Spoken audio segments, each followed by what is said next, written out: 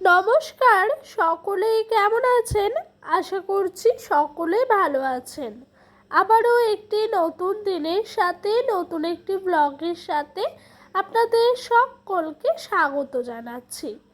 আজকে হলো শুক্রবার আর এখন বাজে ঘড়ির কাঁটায় ঠিক সকাল 6টা মতো। এরই মধ্যে বেশ রোদ্দুর উঠে পড়েছে। আজকে মনে হচ্ছে সকাল থেকেই গরমটা এতটাই লাগছে যে বেলা শেষে ভীষণ গরম পড়বে। তো যাই হোক, ওই দিককার সংসারে কাজকর্ম সেরে এই দেখেন এইদিকে এসছি ওই ঝাপটি তুলে নিতে। এরই পরে পাপোশগুলো ছিল সেগুলোকে একটু ছেড়ে নিচ্ছি। আর জানেন তো আজকে না একটু বেলা করে উঠেছি, ওই 5:30টার সময়। কালকে সারাদিন এতটাই শরীর খারাপ ছিল, বিছানা থেকে উঠে দাঁড়াতেই পারছিলাম না।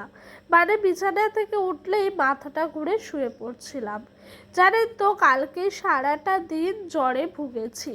তারপর ডোডোর বাবা ডাক্তারখানায় নিয়ে যায় এবং সেখান থেকে ওষুধ নিয়ে আসার পর সেটি খেয়ে এখন একটু সুস্থ আছি। তাই আজকে মাথাটা তুলে উঠে কাজকর্মগুলো সারতে পেরেছি।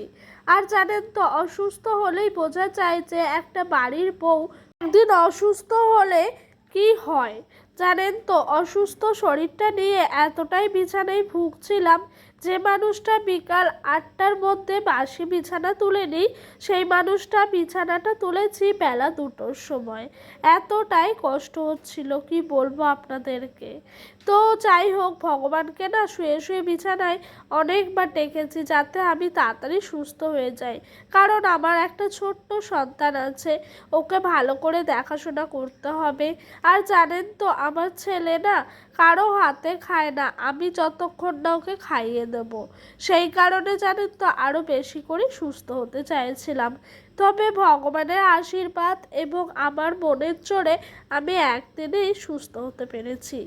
যাই হোক, এই দেখেন এই দিক দিয়ে আমি কিন্তু কালকেকার যে সমস্ত ভিজে জামা কাপড়গুলো ছিল সেগুলো দড়িতে মেলে দিলাম। আর এইদিকে চলে এসেছি এই জায়গাটিকে ভালো করে মুছে নিতে। কাজের প্রতি এতটাই নেশা যে কাজগুলোকে একটু ভালোভাবে নিখুঁতভাবে না করলে আমার না একটুও মনটা যেন শান্তি পায় না। কালকে যেহেতু সারাদিন কাজকর্ম করতে পারিনি, সেই কারণে জানেন তো আজকে কাজের চাপটা যেন মনে হচ্ছে পাহাড় সমান। এই যেরকম ঘর বারান্দাগুলো কালকে কোনো রকম মুছে ফেলে রেখেছিলাম।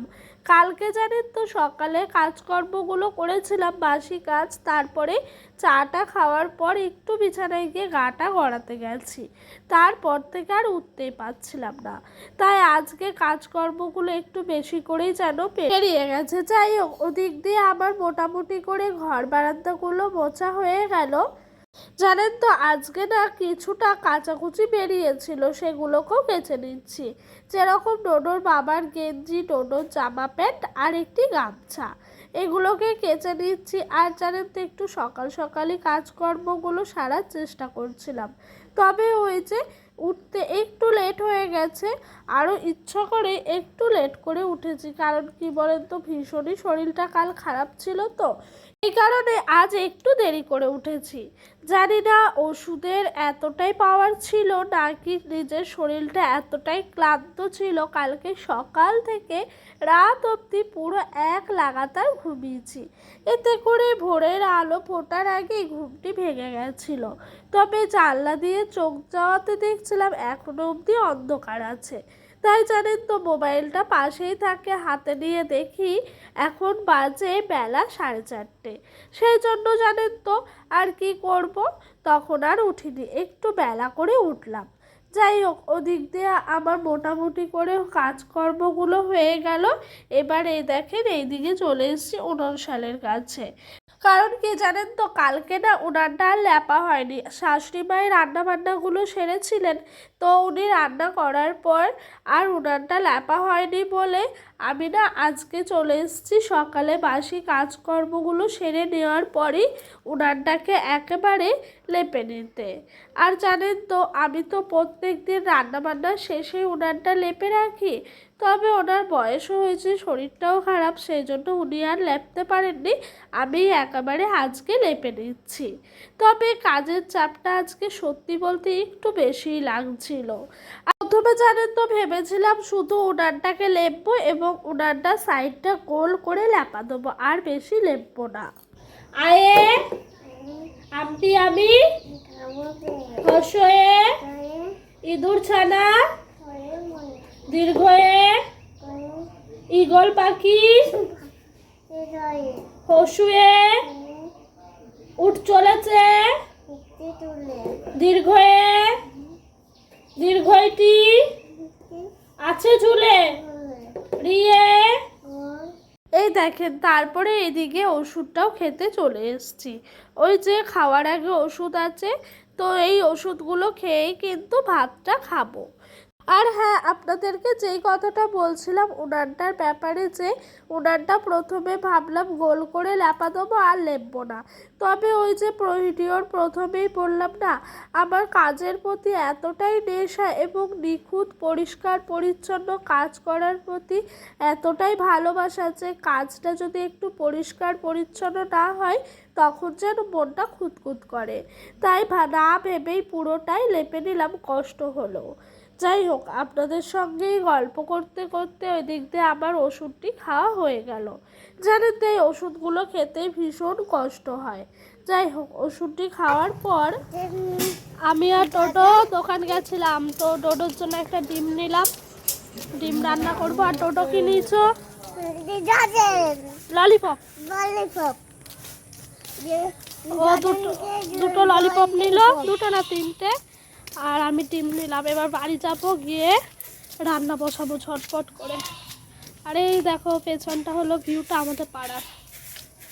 ডোডো দেখি, ডোডো দেখতেই পেলে, ওর জন্য শুধু আজকে একটা এই যে ডিম নিয়ে এসেছি। তো এরই মধ্যে আমার কিন্তু ভাতটা রান্না হয়ে গেছে, নামিয়ে রেখে দিয়েছি ভাতের হাঁড়িটি। একটু ভাতটা যেন তো নামিয়ে রাখলে পরে বেশ সফট এবং ভালো হয়। তো এই যে এই দিক দিয়ে ডিমটা ফাটিয়ে নিচ্ছি। আর একটা ডিম কেন আনলাম জানো তো, আজকে না আমাদের সেরকমভাবে কিছুই সবজিপাতি রান্না হবে না, সেই কারণে এই ডোডোর জন্য আজকে ডিমের অমলেটটি রান্না করব।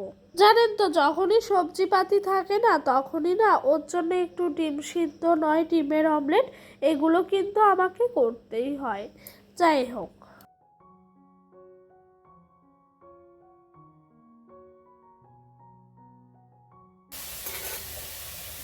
বন্ধুরা দেখো এদিক দিয়ে ডোডোর জন্য ডিমের অমলেট করলাম, হয়ে গেছে। ভাত হয়ে গেছে, ফ্যান ঝরাবো। আর এখানে বেগুন বটি বসিয়েছি। এখন এত তাড়াহুড়া লেগেছে কি বলবো, ওইদিকে কলে জল এসছে, জল ভরতে হবে। জানো তো কাঠে রান্না করলে না দুদিকে মোটামুটিভাবে ব্যালেন্স করা যায়। যেরকম জানো তো আগে না আমাদের এই সজলধারার কলে সকাল 6টা থেকে বেলা 10টা অবধি জল দিত, আর ওইদিকে বিকেল 4টে থেকে সন্ধ্যে 6টা অবধি জল দিত। তবে এখন টাইমটা একটু বুঝতে পারছি না, পুরো টাইমটাকেই ওলট পালট করে ফেলেছে। এখন সকাল 10টা থেকে দুপুর 12টা অবধি জল দিচ্ছে, আবার বিকেল 3টে থেকে ওদিকেই সন্ধ্যা 6টা অবধি জল দিচ্ছে। তাই জানো তো জলটি ধরতে ভীষণভাবে কষ্ট হচ্ছে। একদিকে কাঠে রান্না বলে তবুও একটু সহজ হচ্ছে, পাতার আগুন হলে তো উঠে আসতেই পারতাম না। একদিকে রান্না করছি, একদিকে জল ভরে রাখছি। আর জল না ভরে রাখলেও হবে না, ওইদিকে স্নানের জলগুলো রেডি রাখতে হবে। তারপরে মোটামুটি করে ভীষণ জল লাগে জানো তো, জলই তো আমাদের জীবন, জল ছাড়া কি আর কিছু হয়? যতই কুয়োয় কাচাকুচি মাজা ধোয়া করি তাও কিন্তু জলটা খুবই লাগে। তো ওইদিকে জলটা ধরে নিলাম, আর এই দিক দিয়ে বেগুনের বটিটি রান্না করছি। বেগুন বটিটি করার জন্য প্রথমে বেগুনটিকে পেঁয়াজ দিয়ে ভেজে নিয়েছি, তারপরে নুন হলুদ পরিমাণ মতো লঙ্কা এবং পরিমাণ মতো লঙ্কার গুঁড়ো দিয়ে আবারও ভালো করে নাড়াচাড়া করে নিয়ে জল দিয়ে দেবো। আগুনটি বেশ দাও দাও করে জ্বলছে। আর দেখো এই আগুনটি জ্বলা দেখে বেশ ভাল লাগছে বলো, একদম খুব জোরও নয় আবার খুব আস্তেও নয়, এই মশলাটি দেওয়ার পর ভাজাভুজি করার পর একটু পরিমাণ মতো জল দিয়ে দেবো। তারপরে একটু যে ফুটে যাবে তখনই কিন্তু নামিয়ে দেবো একদম গা মাখা মাখা হওয়ার পর। আর তোমাদের সঙ্গে গল্প করতে করতে ঝিঙে দিয়ে আলু দিয়ে তরকারিটিও করে নিলাম একদম পাতলাভাবে। জানো তো বেশি কিছু না, আজকে আর রান্না করতে যাচ্ছি না। কালকে যেহেতু ভীষণ শরীর খারাপ হয়েছে, তাই আজকে ভাবছি তাড়াতাড়ি করে রান্না বান্নাগুলো করে একটু রেস্ট নেব। যাই হোক, এরই মধ্যে আমার রান্না বান্না হয়ে গেল। আর ওই দিক দিয়ে হর্ন দিচ্ছে কিসের জানো তো, আমাদের তো কিস্তি থাকে, তোমরা অনেকেই জানো শুক্রবারে। তো সেই কিস্তির স্যারই এসছেন তার টাকাটি দিতে যাওয়ার জন্য। তবে উনি বাড়ির সামনে এসে দাঁড়ান, আর আমরা 2 থেকে 3 জন মিলে ওই টাকাটি নিয়েছি, তো তাই দিয়ে দিই। তো সেই কারণে হর্ন দিচ্ছে বলে একটু তাড়াতাড়ি করছি। আর জানো, তোমাদের সঙ্গে গল্প করতে করতে আমি মোটামুটি করে কাজকর্মগুলো করে যেই না ঘরে ঢুকেছি, সমস্ত কাজ সেরে ঝমঝমে বৃষ্টি নেমেছে। কি যে ভালো করলাম সেটা ভগবান ছাড়া আর কেউ জানে না। আমার যদি ওইদিকে কাজকর্মগুলো না হতো তাহলে হয়তো এই বৃষ্টির মধ্যে ভিজে ভিজে আমাকে কাজকর্মগুলো করতে হতো। এইদিকে আমাদের গাব গাছের ডাল ভেঙে গেছে। কতটা গাব ছিল বলো? কোথায় রাখবো ডালটা?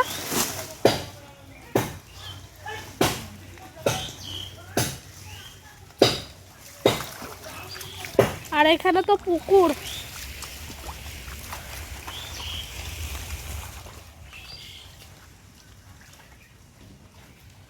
আর নেই। আম গাছটা যাবে, ওইদিকে তাকাও। তো বন্ধুরা, এই দেখো এখানে আমাদের আমড়া গাছে ডাল ভেঙে পড়ে গেছে। এই যে আমরা এগুলো নিয়ে রেখে দিই, কালকে ডাল করবো। জানো তো, প্রথমে না ভীষণ ঘূর্ণিঝড় হয়েছে। ঘূর্ণিঝড় হওয়াতে আমাদের বাড়ির তো মোটামুটি করে ছোটোখাটো গাছের ডালগুলো ভেঙে পড়ে গেছে। তবে আমাদের পাশের বাড়িতে ওনাদের পুরোপুরিভাবে একটি গাছের মাথা উপচে নিয়ে ফেলে দিয়েছে। মানে এইদিকে ঝড়টা ভীষণই জোরে হয়েছে। আচ্ছা, তোমাদের যাদের আমাদের এই কালনার আশেপাশে বাড়ি আছে, তাদেরও কি এই যে আজকে এরকমভাবে ঝড় হয়েছে, ঝড়ের কবলে তোমাদের পড়তে হয়েছে? অবশ্যই কিন্তু আমাকে কমেন্ট বক্সে জানিও। আর দূরে কাছে সকলকেই বলছি, তোমাদের ওখানে বৃষ্টি হয়েছে এরকমভাবে? আমাদের এখানে যা ঝড় উঠেছে, তখন তো আমার ভয়ে হাত পা মনে হচ্ছে একবারে ঠান্ডা হয়ে এলো। এতটাই জোরে ঝড় হয়েছে, মানে প্রত্যেকের বাড়িতে কিছু না কিছু ক্ষয়ক্ষতি হয়েছে। যেরকম আমাদের গাব গাছ, আমড়া গাছের ডালগুলো পুরো ভেঙে পড়ে গেছে, সেরকম কারো কারোর পুরো গাছ 2-3টে করে ভেঙে গেছে, এরকমই কিন্তু হয়েছে জানো। তো যাই হোক, ওদিক দিয়ে তারপর ডোডোর বাবাও এলো, সমস্ত কিছু সাইড করে রাখলাম, দিয়ে খাওয়া দাওয়াটি সেরে নিয়েছি। আর আমাদের গ্রামের তো একটা প্রবলেম আছেই, এই ঝড় বৃষ্টি হলেই মোটামুটি করে কারেন্ট চলে যায়। আর সেই কারেন্ট গেলে পরে অন্তত 5-6 ঘন্টার নিচে তো কারেন্ট আসেই না। সেই যে দুপুরে 2টোর সময় কারেন্ট গেছে, এসছে রাত্রি 8টার সময়। কি করব বুঝে উঠতে পারছিলাম না। একবার এ ঘর একবার ও ঘর করছি, ছেলেটা ঘুমাচ্ছে তাকে একবার দেখাশোনা করছি। আর এই দেখো, স্নান করে আসার পরই ঝড় শুরু হয়েছে, কারেন্টও চলে গেছে। আজকে আর সিঁদুরও পরা হয়নি, তাই একবারে সন্ধ্যাবেলায় সিঁদুরটি পরে নিলাম কারেন্ট আসার পর। ডোডো এখনো অবধি ঘুমাচ্ছে। এই ফাঁকে জামা কাপড়গুলো ভাঁজ করে রেখে দিচ্ছি জানো তো, জায়গা মতো। আর জানো, আমাদের এখানে সত্যি বলতে চারিদিকে গাছপালা এতটাই না, একটু ঝড় হলে গাছপালাগুলো ভেঙে তারে পড়ে এবং তারগুলো ছিঁড়ে যায়। আর সেইগুলোকে মেরামত করতে সারাতে একটু তো সময় লাগে, তাই কারেন্টটাও আসতে অনেকটাই লেট করে। চলো বন্ধুরা, আজকের মতো এখানেই বিদায় নিচ্ছি। তোমরা সকলে ভালো থাকবে, সুস্থ থাকবে, নিজেদের শরীরের খেয়াল রাখবে এবং এই বর্ষাকালে নিজেরা একটু সচেতন থাকবে। তো বন্ধুরা চলো, আজকের মতো আসি। আবারও বলছি, সকলে ভালো থেকো, সুস্থ থেকো। আর হ্যাঁ, নতুন পুরনো সকল বন্ধু এভাবেই আমার পাশে থেকো। তোমাদের সাপোর্ট, ভালোবাসা আমার একান্ত প্রয়োজন। বাই।